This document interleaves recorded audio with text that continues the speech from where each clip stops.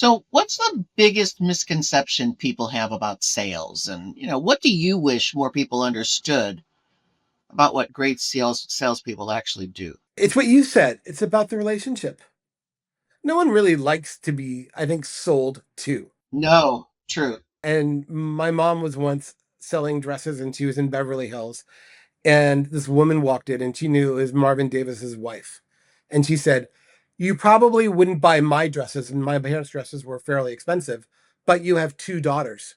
They would be our perfect customer." And, it's understanding the person and authentically understanding the person, not having an AI bot say, "Carol likes this, so send Carol this message." It's truly connecting. And when you're seeing a physician, you don't get a lot of time with them, maybe twice a year. You have to really authentically connect.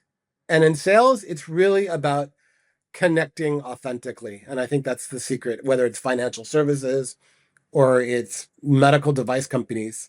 People will buy from people that they truly like and they trust. And that I don't think has changed in hundreds of years. I think you're right about that. And, what I'm hearing from you goes way beyond the balance sheet. You're not just building a product, you're building a culture. That's really what I'm hearing more than anything, a leadership culture.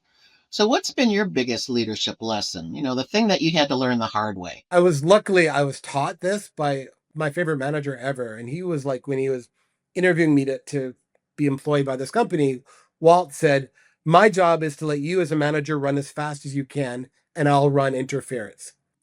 And I've taken that to heart. So I really empower our staff. So they have a lot of decision making. I encourage them, even when they were starting out, to be able to communicate directly with our customers. So all of our programmers are actually, you could say, business consultants.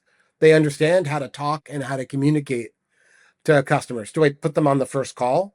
No, but if I need an expert in understanding how Active Directory is working with Vablet, I'll bring my guys on the phone. So we're always learning and we're talking. And for mistakes made as a leader or as a manager, I think waiting too long to fire somebody that's not working, that to me was it's a painful struggle. And I don't want to fire anybody because these people have families and kids, but one bad person can really taint an organization.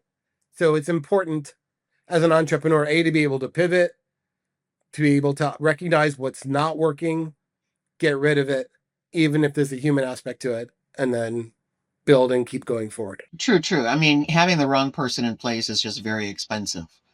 So, yeah.